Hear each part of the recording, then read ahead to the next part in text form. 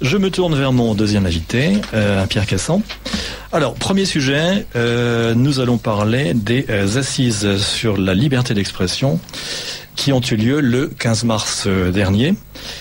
Alors, j'ai envie de vous poser une question naïve. Pensez-vous vraiment qu'il faille des assises sur la liberté d'expression ? Est-ce qu'elle n'est pas bien ancrée dans le paysage français ? Nous avons un gouvernement de gauche, vous êtes d'accord, républicain, démocrate. À quoi bon des assises sur la liberté d'expression, Pierre Cassan ? Surtout après les attentats de Charlie Hebdo et les centaines de milliers de braves gens qui ont manifesté dans la rue. Tout le monde était Charlie. En scandant « Je suis Charlie, je suis pour la liberté d'expression ».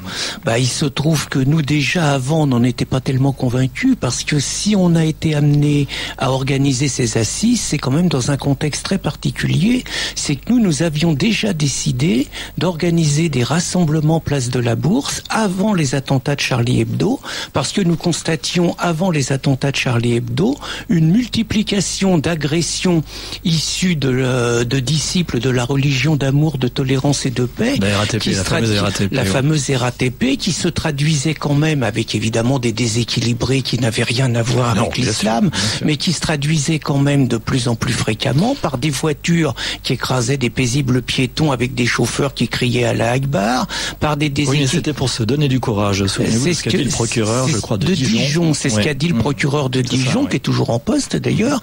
Donc nous nous constations quand même également une multiplication de ce que les médias appellent des attaques à la gorge, qui sont ni plus ni moins donc avec des couteaux, toujours des déséquilibrés, qui sont ni plus ni moins des tentatives d'égorgement, qui apparaissent de plus en plus. Donc nous voyons une offensive qui correspondait à ce qui se passe dans ce qu'on appelle l'État islamique, c'est-à-dire que les chefs de l'État islamique ont demandé clairement aux musulmans qui ne pouvaient pas quitter les pays occidentaux de frapper les mécréants partout où ils le pouvaient, à la tête, avec des pierres, avec des fusils, avec des couteaux ou avec des voitures. Je veux dire, ce n'était que la traduction sur notre territoire de ce qui se passait. Donc nous avions déjà prévu pour le 18 janvier, nous avions prévu un rassemblement pour un petit peu dire les choses et prendre le contre-pied du langage officiel que les médias et que le politique nous imposaient.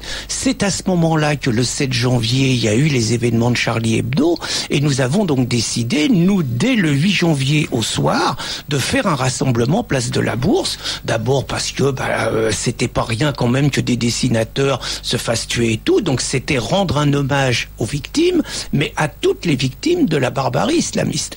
Nous avons été interdits le 8 janvier et nous avons été interdits également le 18 janvier. Donc et à chaque fois, les raisons invoquées étaient de quel ordre ? Alors c'était dans le genre, la première fois c'était risque de trouble à l'ordre public, et c'était de dire que nous étions des méchants qui, par nos discours, en amalgamant quelque part les assassinats à une religion, nous divisions les Français. Nous divisions les Français et donc nous attisions à la haine. Et donc le valeureux préfet Boucaud, sous les ordres du ministre Cazeneuve, celui qui raconte que le djihad c'est pas un délit, celui qui raconte que prôner le djihad c'est pas un délit, donc ont décidé de nous interdire. C'est donc par rapport à votre question, dans ce contexte que nous avons été amenés à réagir et à dire, est-ce que les patriotes, on peut continuer à se laisser interdire ? Est-ce que la seule liberté d'expression, c'est ceux qui disent je suis Charlie, et d'ailleurs je suis Charlie, c'est-à-dire qu'on dit tout sauf la nature de la religion des assassins. On a quand même les obsèques de Charb sont là-dessus quand même un monument. C'est-à-dire que vous avez tous les bouffeurs de curés qui sont là, et l'origine, ce sont des religieux qui ont assassiné quand même leurs amis, qui ont assassiné Charb, et on parle de tout sauf de la religion des assassins. C'est quand même un grand moment d'occultation. Donc nous, on s'est dit patriotes, on s'est dit on peut quand même pas abandonner ce terrain-là. D'où donc début février, nous avons donc décidé d'organiser non plus ce que nous avions prévu, c'est-à-dire quelque chose contre la montée de la violence islamiste en France, mais nous avons décidé d'élargir sur la liberté d'expression, parce que nous allons y revenir. Il nous semblait quand même que la liberté d'expression était fortement menacée menacée, et pas seulement par l'offensive de l'islam. Même si c'est principalement par elle, pas seulement. D'où donc cette initiative le 15 mars. Alors, est-ce que cette initiative fait suite aux assises internationales contre l'islamisation de l'Europe que vous avez tenues en 2010 ? Est-ce qu'il n'y a pas quelque part un peu double emploi ? Est-ce que il y a la connexité des thèmes en quelque sorte ? Alors, il y avait effectivement le mot assise, peut-être un déroulement qui pouvait ressembler, mais on savait très bien d'ailleurs d'abord que ça n'aurait pas le même impact, et puis que c'était pas seulement cantonné à l'islamisation de la France. Là, c'était vraiment quelque chose de beaucoup plus large. International, en effet. C'est-à-dire qu'on parlait, il y avait effectivement un côté international, mais ça comme en décembre, comme en décembre 2010, puisque nous avons eu l'intervention d'une responsable de Pegida Allemagne, Mélanie Dittmer. Nous avons eu l'intervention d'un député suisse de l'UDC, donc Jean-Luc Ador, et nous avons eu l'intervention d'un Belge de Pegida, Pierre Renversé. Mais nous avons voulu surtout montrer que la liberté d'expression était attaquée à plusieurs niveaux. Nous avions invité David Miège, donc le dessinateur traîné devant les tribunaux par Christiane Taubira et ses amis. Nous avons invité des représentants des médias, parce que ça nous apparaissait quand même très important qu'on explique justement comment les médias étaient de plus en plus corsetés.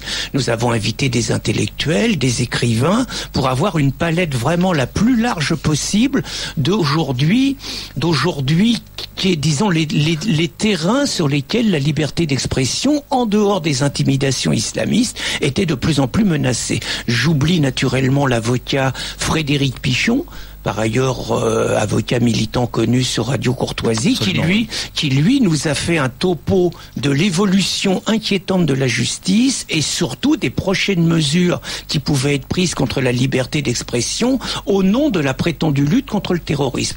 Donc on a vraiment voulu qu'il y ait la palette la plus large possible. Un point intéressant, un point un peu technique, juridique, mais il est important de voir, pour les auditeurs de Radio Courtoisie, de voir comment le gouvernement actuellement met en place des lois qui vont museler la liberté d'expression. Absolument, et Frédéric a vraiment très très bien expliqué ça.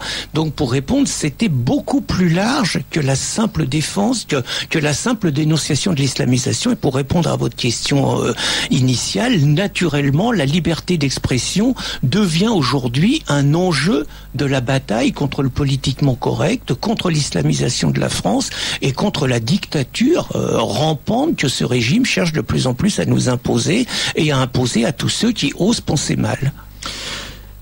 En ce qui concerne, effectivement, vous citiez le cas du dessinateur Miège, mais je vois qu'il y en a beaucoup d'autres qui ont dû subir les foudres du politiquement correct.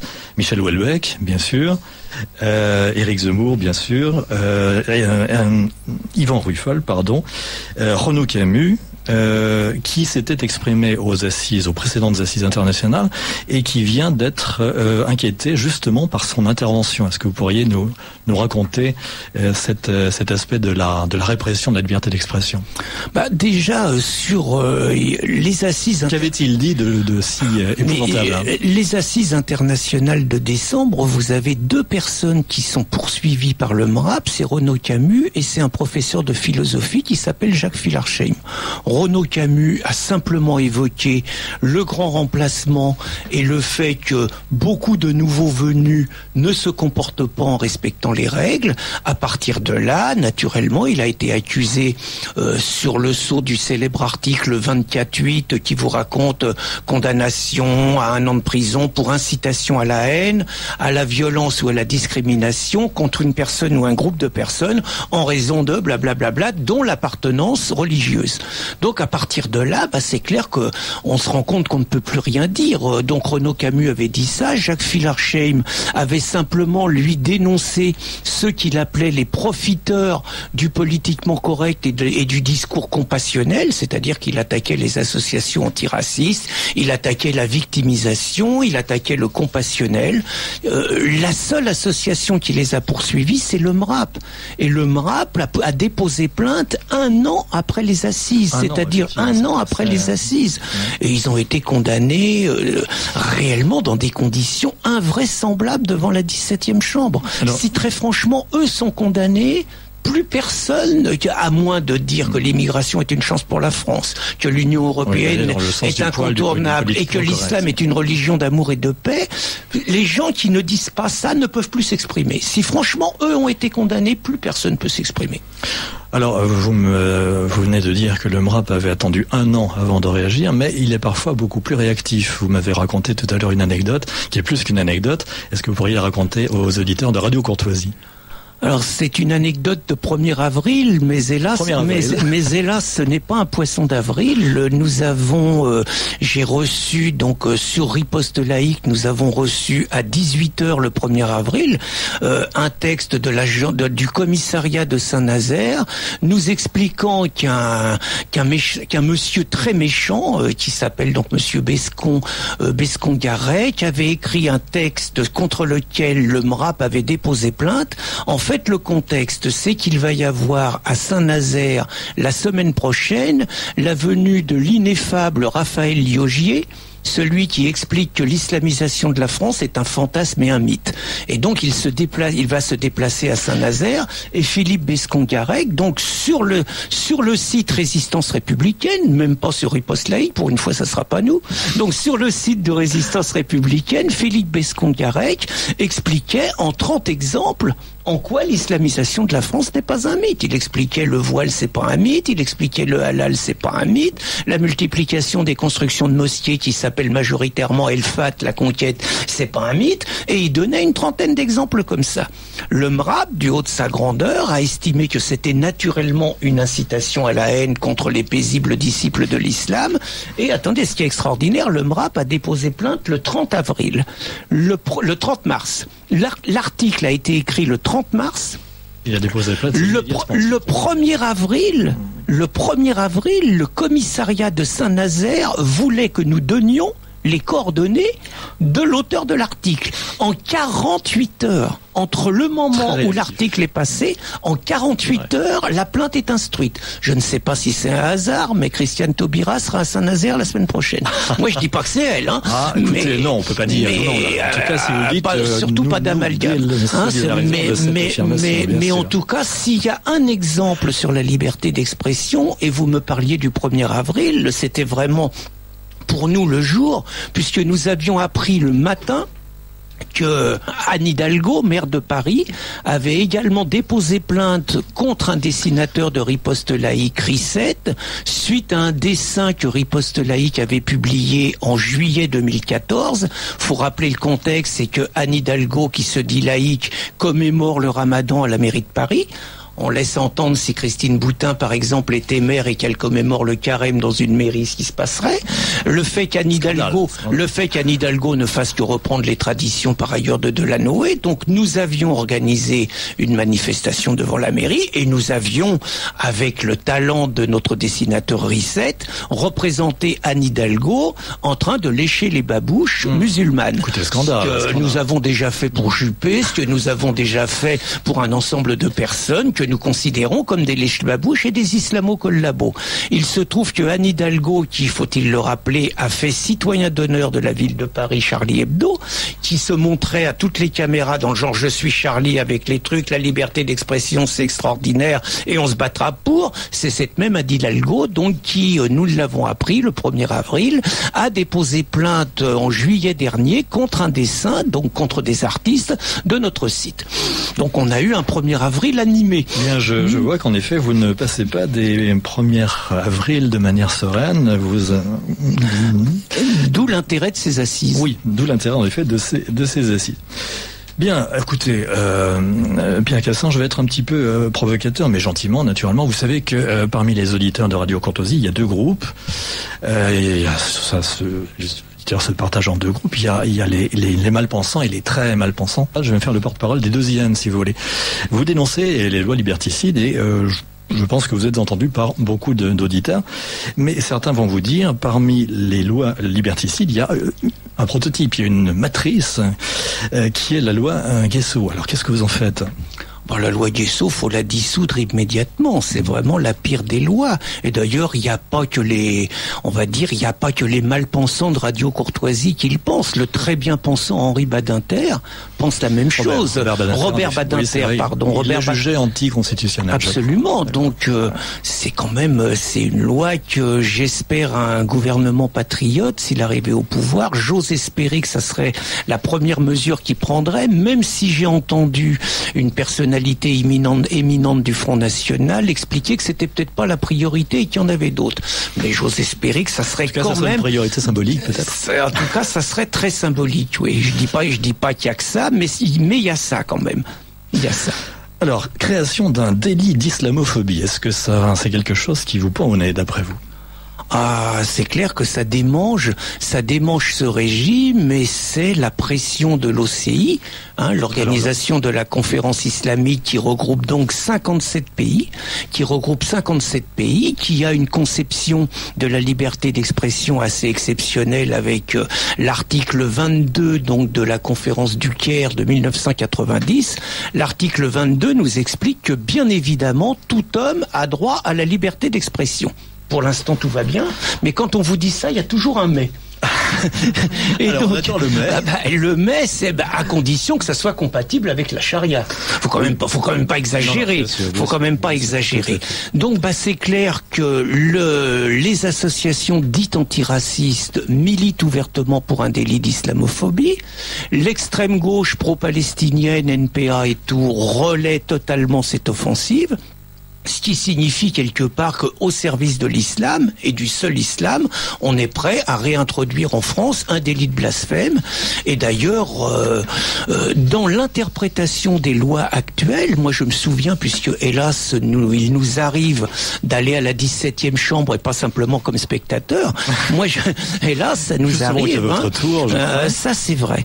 Mais je me souviens de la plaidoirie, je ne sais pas si c'est comme ça qu'on dit, mais du procureur général Chauvelot à la 17e chambre. Le procureur Chauvelot avait cet argument terrible, dit « Vous prétendez avoir le droit de critiquer l'islam ». Pour l'instant, on est d'accord. Elle dit « Mais vous ne pouvez pas dire, l'islam n'est pas une religion désincarnée.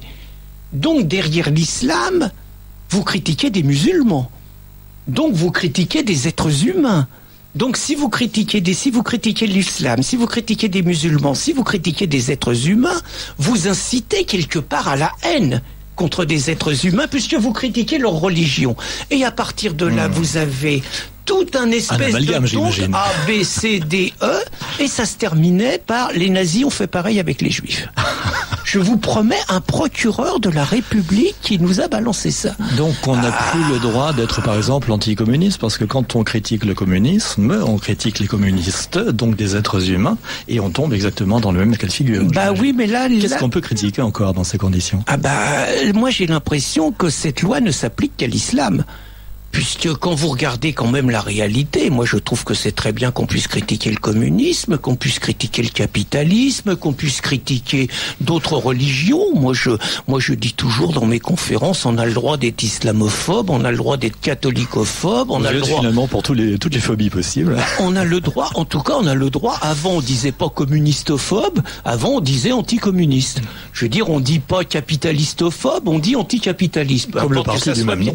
Peu importe que ça soit bien ou pas. Donc on a le droit finalement de toutes les critiques, sauf la critique de la religion d'amour, de tolérance et de paix, parce que les disciples sont sensibles. Donc comme ils sont sensibles et que des fois leur sensibilité peut s'exprimer d'une manière un peu excessive, certes, mais qu'il faut comprendre, finalement, pour acheter la paix sociale, notre régime est en train de plus en plus de céder aux pressions des islamistes et de criminaliser la critique de leur religion. C'est un recul terrible. Oui, c'est un recul terrible pour la France. Anne-Laure parlait tout à l'heure de la culture européenne. La culture européenne, c'est quand même aussi la libre expression, c'est l'agora, c'est la culture du débat. C'est quand même tout ça qui est en train d'être mis en cause. Alors donc, je repense aux mots de Jean Kelevitch, du philosophe Jean Kelevitch, si tout est rose, rien n'est rose. Et donc si tout est phobie, rien n'est phobie. Donc vous venez maintenant de nous débarrasser de toutes les phobies, puisque on a le droit d'être phobe de tout finalement, y compris de la laïcité. On a le droit d'être ça. Est-ce que je pourrais être laïcophobe? Mais vous avez tout à fait le droit d'être laïcophobe. J'aurais le droit de débattre avec vivacité avec vous pour vous expliquer tout le bien que je pense du modèle laïque français, qui ne sera peut-être pas partagé par l'ensemble de vos auditeurs, mais en tout cas, je serais consterné que des laïcs totalitaires, normalement c'est antagonique, mais on a vu quand même de temps en temps dans certains pays à l'Est que quand la laïcité devenait une religion d'État, c'était pas très bien, quoi. Donc, mais enfin moi, y compris si des personnes pensent qu'un État religieux c'est mieux, que c'est les lois et tout, vive le débat, vive la confrontation démocratique. Pour moi, la France, la culture européenne, c'est pas de tabou dans le débat. Vous avez sans doute remarqué, je pense que ça ne vous a pas échappé, que le pouvoir essaye de corseter un peu l'Internet. Est-ce que vous pourriez nous parler de cette particularité? C'est une grosse. Avec les pressions actuelles sur Google, sur YouTube et Dailymotion, faites directement par le ministre de l'Intérieur lui-même. Au départ, la Libye, c'est la lutte contre le terrorisme. Au départ, la Libye, c'est ça. Nous, ce qu'on a constaté, c'est qu'on a quand même une certaine solidarité de sites internet. On se cause, de temps en temps, on se donne des conseils les uns les autres, que ça soit technique, que ça soit juridique, et c'est bien. Et un jour, on a constaté, c'est pas un site qui est très très connu, mais quand même un site qui s'appelle Millions de Résistance, qui est de qualité et tout. Du jour au lendemain, sans que le responsable du site ait été prévenu, vous avez un policier qui s'est pointé auprès de l'hébergeur et qui lui a fait suffisamment d'intimidation pour que le site, du jour au lendemain, soit fermé. Sans décision d'un juge. Sans décision d'un juge, rien. Donc c'est une décision Stasi en quelque sorte. Complètement. Et donc on leur a donné, les a mis en contact avec des amis suisses, puisque nous justement, on a préféré prendre les devants quand on a vu l'accumulation de procès. Nous, Riposte Laïque, nous sommes à présent hébergés en Suisse. On a pris des précautions là-dessus. Peut-être mieux, c'est plus prudent en effet. Mais effectivement, on sait tout à fait qu'au nom de la lutte contre le terrorisme, il va y avoir une lutte contre l'incitation à la haine, contre les sites qui sèment la division et tout, et que il y a réellement des dangers très très importants pour les sites internet guillemets malpensants. D'autant plus que le ministre Cazeneuve vient de désigner à sa police un objectif prioritaire. L'objectif prioritaire, c'est de surveiller la mouvance identitaire. C'est évidemment facteur de trouble de manière évidente et facteur d'attentat potentiel, bien sûr. Quand on pense à la paix qu'on laisse aux islamistes, quand on pense réellement à toutes les vidéos qui circulent, quand on pense à tout ce qui se dit dans les mosquées, quand on pense réellement à l'idéologie, à ce qui est écrit dans le Coran, à ce que signifient les prières musulmanes quotidiennes et tout, aux incitations à la haine multiples qu'il y a et qu'on voit finalement l'impunité totale et le harcèlement que subissent les patriotes, on a envie de dire que on est gouverné par des ennemis. Il faut pas se raconter d'histoire. On est gouverné par des ennemis de la liberté d'expression, mais aussi par des ennemis de notre civilisation et de nos valeurs. Je repense à cette déclaration du juge Trévidic disant qu'il n'y a pas assez d'OPJ à l'heure actuelle, d'officiers de police judiciaire, pour faire face à toutes les arrestations potentielles de djihadistes également potentiels. C'est quand même énorme dans le genre. Donc on les laisse en liberté parce qu'il n'y a pas suffisamment de police pour s'en occuper. Il y a déjà, on les laisse en liberté parce qu'il n'y a pas suffisamment de police pour s'en occuper. L'ineffable Cazeneuve empêche ceux qui ont envie de faire le djihad en Syrie, les empêche de partir dans le genre, vous n'avez pas le droit de partir, vous ferez le djihad en France. remarquable, merci Cazeneuve. Oui, et puis bah, c'est quand même ça. Oui, absolument. Et puis quand il y en a qui reviennent, ils sont même pas enfermés. Ah si, il y a un numéro vert et ils ont quand même des assistants. Vers islam d'ailleurs, je crois. Bah, faut pas qu'ils soient désemparés, les malheureux.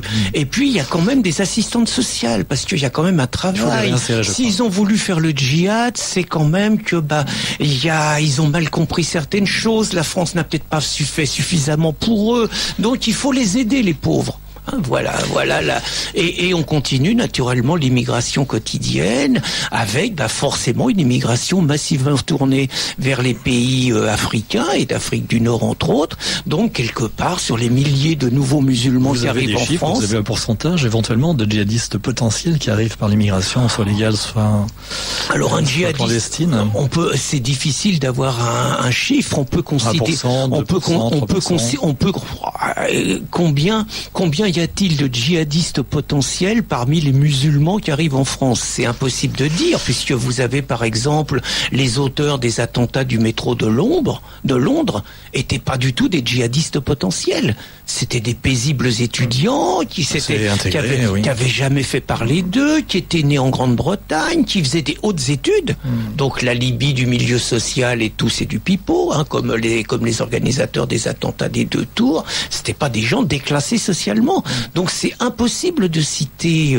Je vais pas vous citer une phrase qui pourrait peut-être faire hurler, mais nous avons un apostat de l'islam dans la rédaction de Riposte laïque qui lui nous explique qu'un musulman modéré c'est un djihadiste en sommeil. Bon, c'est une définition lapidaire qui pourrait peut-être lui valoir la 17e chambre. Bon, j'aurais peut-être pas dû le dire, mais j'ai pas donné le nom. J'ai pas donné le nom. Bien, écoutez, Pierre Cassan, nous allons donc laisser peut-être provisoirement parce que le sujet est inépuisable, bien sûr. Cette première partie sur la liberté d'expression, et puis passer au livre du lieutenant-colonel Jean-François Cerisier, qui s'appelle Guerre à l'Occident, guerre en Occident. Alors le titre est assez, je veux dire, effrayant, puisque le titre dit clairement que la guerre est maintenant dans nos murs, si j'ose dire. Absolument. Déjà, je salue le colonel Cerisier qui depuis sa Bretagne nous écoute. Nous le saluons bien sûr et nous lui souhaitons meilleure santé, bien entendu. Alors donc, ce livre fait en quelques 400 pages à peu près, un point très précis. C'est un livre extrêmement documenté, extrêmement fouillé. Sur l'islam, ce qu'est l'islam, ce qu'il n'est pas, et ce qu'il voudrait être par rapport à l'ensemble des pays du monde. Alors, première question que se pose un néophyte, l'islam est-il, une religion comme les autres? Alors, ce qui est curieux, c'est que l'auteur, donc le colonel Cerisier, est quelqu'un qui... Est-ce que vous voulez le présenter en quelques mots? Oui. Alors, le colonel Cerisier est né maintenant il y a 75 ans. Il se présente comme quelqu'un de famille chrétienne. Il est un fils de militaire. Et sa particularité, c'est que c'est quelqu'un qui a grandi en Algérie. C'est donc quelqu'un qui a quelque chose d'important. C'est quelqu'un qui connaît l'islam. C'est quelqu'un qui a grandi au milieu des musulmans et qui a grandi au milieu de musulmans amoureux de la France. Donc c'est quelqu'un qui est marqué à jamais. Je vous parlais de l'Algérie. C'est quelqu'un qui est marqué à jamais par le drame des Harkis. D'ailleurs, il ne cache pas son émotion dès qu'il évoque ça. On sent que c'est le traumatisme de sa vie, c'est-à-dire qu'en tant qu'officier, il a été sommé d'abandonner, même s'il le dit dans une interview qu'il n'a pas obéi aux ordres et qu'il en a sauvé quelques-uns, mais malgré tout, le drame des Harkis est une blessure incicatrisable pour lui. C'est quelqu'un qui a donc longtemps vécu en Afrique et qui a notamment longtemps vécu en Algérie et qui, quand il a été de retour en métropole, a commencé à s'interroger sur l'islam, mais au départ, il a commencé à s'interroger sur l'islam, à lire le Coran, pas du tout dans un but de comprendre en quoi c'était une religion guerrière et tout ce que nous, à Riposte laïque, on en dit. Lui, c'était vraiment pour se mettre à la portée de ceux qui avaient toujours été ses amis. Et puis, au fur et à mesure qu'il a lu le Coran, au fur et à mesure qu'il a vu les différents événements qui se produisaient dans le monde et en Europe, au fur et à mesure qu'il a vu ce qu'il appelle une face cachée de l'islam qu'il n'avait jamais vue jusqu'à maintenant, il en a naturellement tiré énormément de conclusions. Et en bon militaire, il a vraiment, d'abord, montrer la réalité de ce qu'il appelle l'ennemi, et donc l'ennemi c'est ce qu'il appelle le système islamique. Il a parfaitement décortiqué les méthodes de cet ennemi, ses fondamentaux, ses objectifs. L'objectif, il est très clair, c'est l'avènement du grand califat partout dans le monde, et c'est donc que l'islam doit être la seule religion présente dans le monde, dominante et tout. Bon, ça, il l'a parfaitement compris. Il a parfaitement compris également, parce que c'est aussi l'intérêt de ce militaire, il a parfaitement compris les méthodes pour y arriver, donc les méthodes de guerre.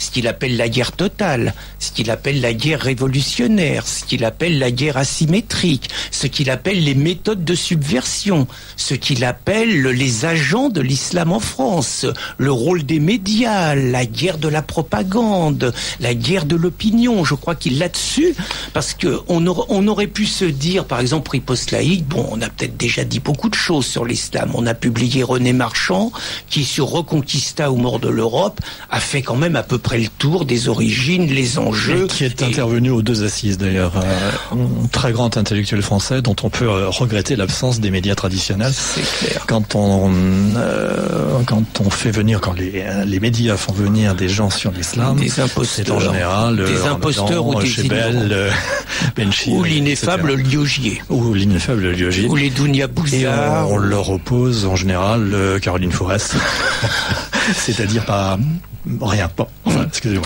je n'ai rien dit. Bien, et donc un intellectuel de la taille, de la stature de Monsieur Marchand, de René Marchand, aurait énormément de choses à prendre au grand public. On ne le voit malheureusement jamais. Et c'est clair que, justement, disons, on s'interroge maintenant, disons, ce livre, c'est le 12e des éditions Riposte laïque. C'est vrai qu'on s'interroge tout le temps en disant, quand on a édité René Marchand, qu'est-ce qu'on peut amener de plus ? Alors on a eu Hubert Lemaire qui lui nous a fait un travail remarquable dans le livre Musulmans, vous nous mentez. Je m'interroge sur ce lapsus qui va me poursuivre longtemps. Oui, je pense que là je l'ai bien noté, nos éditeurs également l'ont noté, vous le resserviront donc, si vous trahissez. Donc Hubert, lui, expliquait avec beaucoup de pédagogie toute la stratégie de l'islam, ce n'est pas ça.